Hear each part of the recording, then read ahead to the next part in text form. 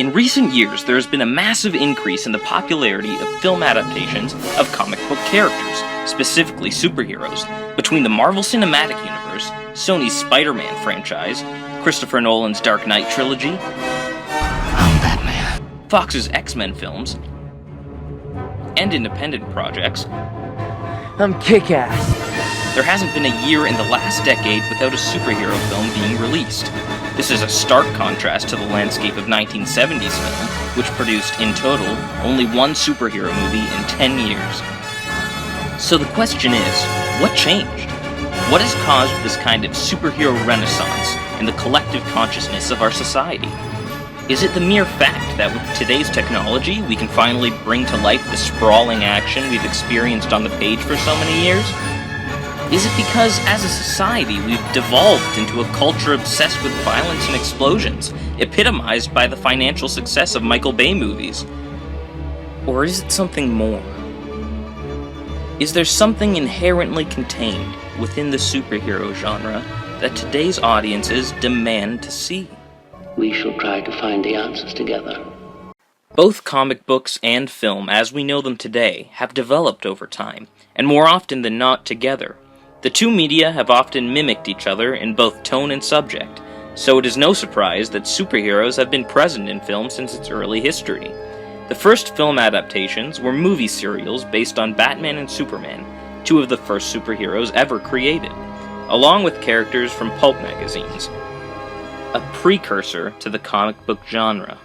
However, the characters appearing in these serials were often very different when compared to their comic book counterparts, mostly due to the technological constraints of the time. Since then, there have been a multitude of superhero adaptations in film, some good, Is that gasoline I smell? some bad, and everything in between. Some days you just can't get rid of a bomb. But never before have they proved to be so universally popular.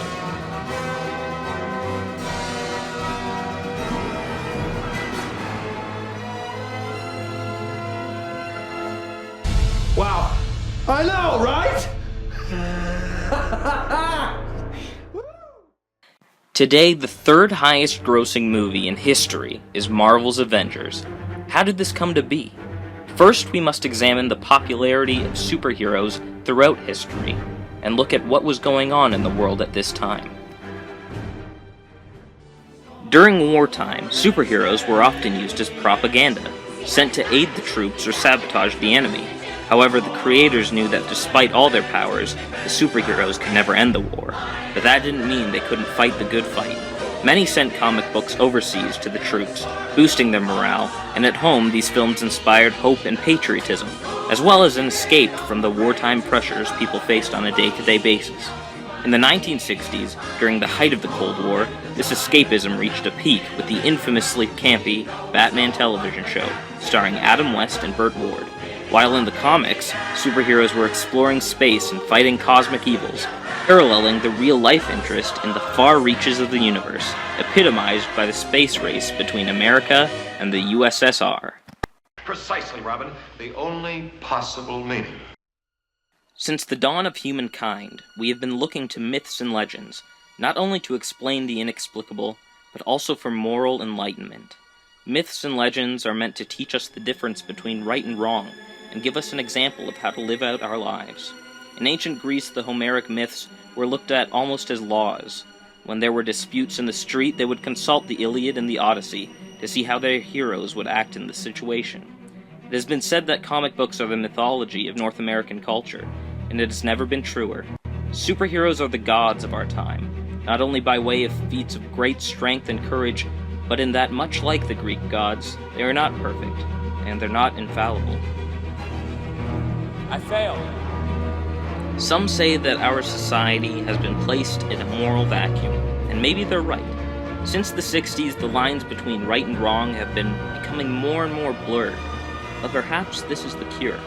Today we go to the movies to watch people who do not owe anything to anyone, who have the power to do great and terrible things, the power to destroy life as we know it with the snap of a finger, but who choose instead to use their powers as a force for good.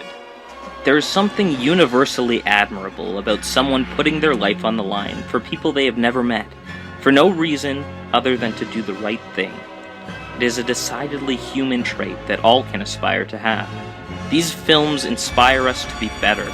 These films give us hope, and these films show us that each and every one of us has a responsibility to the person next to us to be the best we can be.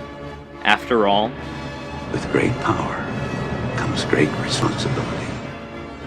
there will always be those who see superheroes as the frivolous escapism of a child, but it is evident that they are not only an enduring part of our history, but a defining factor in our future.